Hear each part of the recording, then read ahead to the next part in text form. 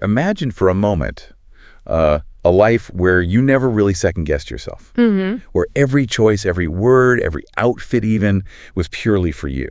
Yeah. No, internal debate about what others might think. No holding back. Just Yeah. you. That sounds ideal, doesn't it? It really does. But for so many of us, it feels like a fantasy. We're wired to connect, right?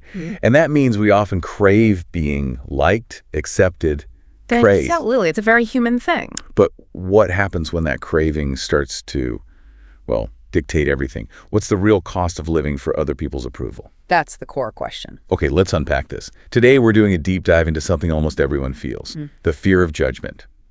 We want to explore living life on your own terms, breaking free, and really being free. And what's fascinating here, truly, is just how deeply this fear affects our sense of self, how we make decisions, our ability to just thrive. Yeah. It's not just about feeling a bit insecure now and then. It's really understanding why we carry this burden and, crucially, finding ways, concrete pathways to let it go. Okay. That's where the real growth and freedom happen. That's such a critical point. So, okay, for someone listening right now, maybe feeling this, what are the signs, the telltale signs that this fear is actually, running the show? Right. How does it manifest day to day? Yeah, what does it look like? Well, connecting it to the bigger picture, this fear shows up in really clear, often self-defeating ways, like a quiet sabotage, really. Sabotage. How so? Well, one of the most common signs is actively avoiding opportunities. You might hesitate, prefer not to even try, rather than risk failing or, looking bad. Oh. Like having this amazing car, super powerful, but the handbrake is always on. You want to go forward, but you're just stuck, not moving. That really resonates. It's like self-preservation maybe, but it keeps you stagnant. Yeah. So it's not just a feeling, it dictates our actions or inaction. Exactly. Inaction is key there. And another big sign, constantly putting others first. Always. You might find yourself prioritizing everyone else's needs, often at your own expense, even when you've got important stuff to do or things you want to do. Why do we do that? Because you're afraid to say no. You're afraid of being seen as selfish or, a bad person. Right. The guilt. Exactly. And unfortunately, that can make you, an easy target. Maybe you agree to help a colleague with their massive project when you're already drowning in your own work, just because you can't stand the thought of them being annoyed with you. That's the fear talking. That's the fear of judgment right there. And when you're doing all that, pushing your own stuff aside, I bet the inner critic is just having a field day. Oh, absolutely. That relentless inner critic is totally tied into this. That's the third sign. Really harsh self-punishment for tiny mistakes. What kind of mistakes? Oh, something small. Yeah. Maybe you misspoke in a meeting, dropped your coffee, something minor in public. And boom, instant cascade of self-criticism. Thoughts like, I'm such an idiot, I'm worthless, everyone thinks I'm incompetent. That inner voice becomes like a prison guard. Wow. It sounds utterly draining. Yeah. Just constantly managing perceptions, shape-shifting, losing touch with what you actually want or expect from yourself. It is. It's exhausting. So, okay, if we recognize these signs in ourselves, what can we actually do? What are the steps to break free and get back to, us? Well, the good news, and there is good news, is that freedom is definitely possible. Self-esteem isn't fixed. It's not something you just have or don't. Okay. It's something you build. Piece by piece, through action, through changing your mindset. Okay, this is where it gets really interesting. Potentially life-changing. Yeah. Not just quick tips, but like a real guide to building that inner strength. Exactly. And one really fundamental step is to become good at something. Genuinely good. Good at something. Like anything. Pretty much anything you choose. It doesn't have to be your career or some grand achievement. It could be learning an instrument, coding, baking, even getting really good at, say, gardening. Okay. Why does that help? Because competence builds confidence. It's profound. When you master something, even something small, you're not just learning a skill.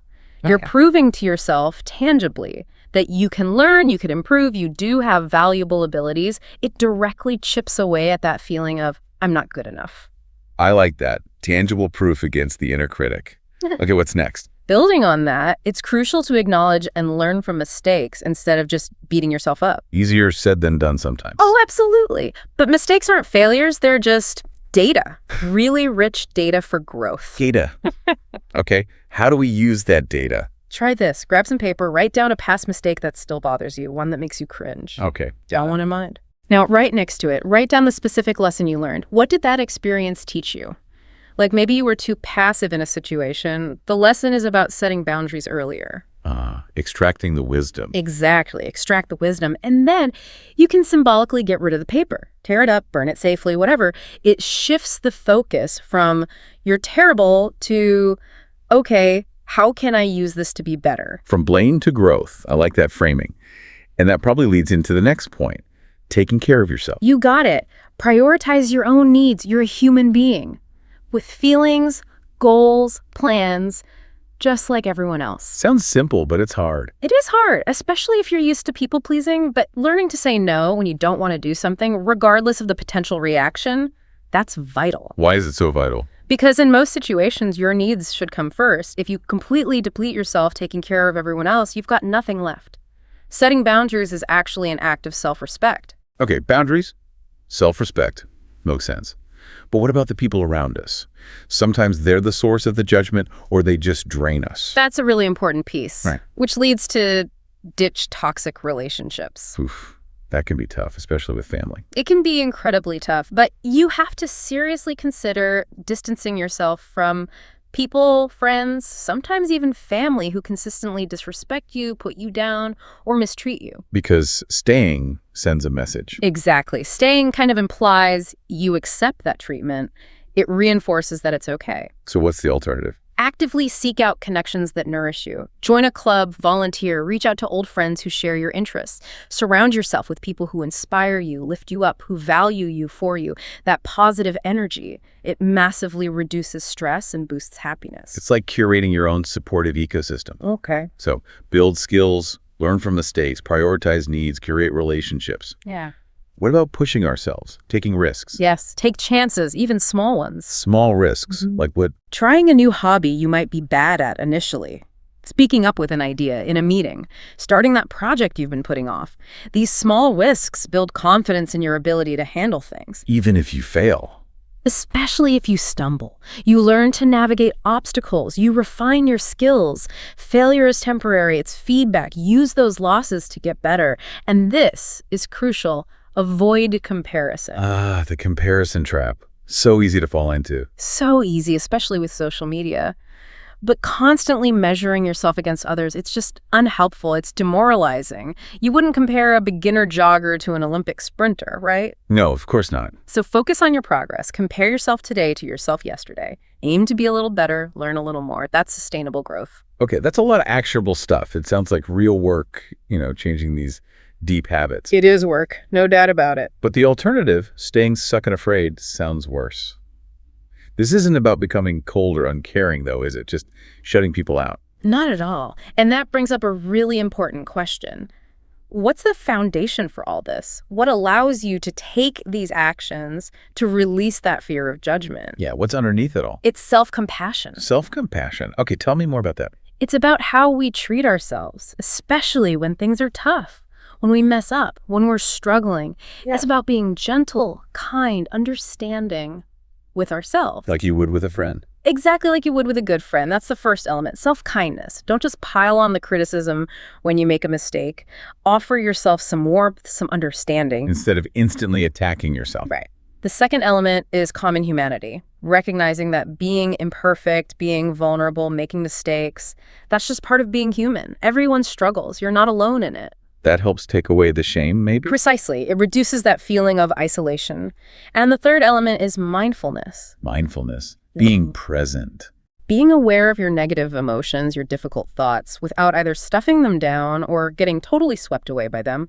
Just observing them, like clouds passing. There's that feeling of inadequacy again. Okay, observe, don't fuse with the feeling. But our brains aren't always helpful here, are they? They react to threats. You're exactly right. Our inner critic often comes from our past critical parents, maybe a tough environment, societal messages we absorbed, and our brains. They're wired for survival. So they see modern, non-physical threats like a mistake at work or someone's critical comment as if they're actual dangers, like saber-toothed tiger-level danger. Seriously, even for small stuff. It can feel that way internally. It activates the threat system. That triggers anxiety, shame, physical stress, Yeah. and leads to that irrational negative thinking. Your brain thinks it's protecting you by being hypervigilant and critical. Wow. So it's not really our fault we react that way. Not at all. It's how the system is designed. And people often criticize themselves even more when they feel those distressing emotions, which just feeds the cycle. So even our drive to succeed can backfire sometimes. That's a sharp point. Our drive system pushes us to achieve, which is great. But if it goes into overdrive or if we stumble, we can flip right into that threat system. Fear takes over. Okay, so threat system, drive system. Is there another option? Yes. The goal is to consciously activate our soothing system. Think of it as your inner cheerleader, or maybe a wise, gentle guide inside you. How do we activate that? Self-compassion is the key activator. It stimulates feelings of calm, safety, connection, empathy.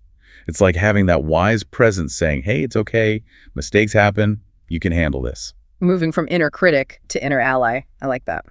Now, the outline also mentioned trauma. That feels important here. It's incredibly important and needs sensitivity. While personal responsibility is key, we have to acknowledge that serious childhood trauma or abuse can fundamentally impact self-esteem in deep ways. It's not just about trying harder then. For someone with that history, building self-esteem isn't just about mindset shifts. Their brain and body might have deeply ingrained responses.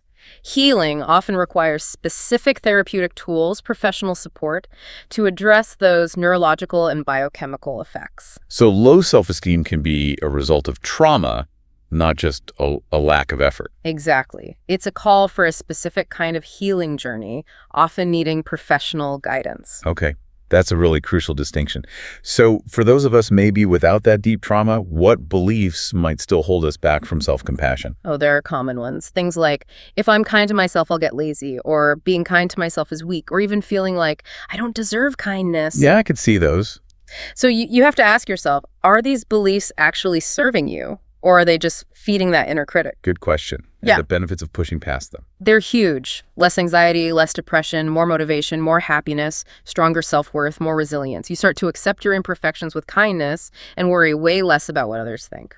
It sounds like planting seeds in an inner garden. So what are some practical seeds? How do we actually practice this? Great question. Practice is key. One technique is compassionate imagery. Okay.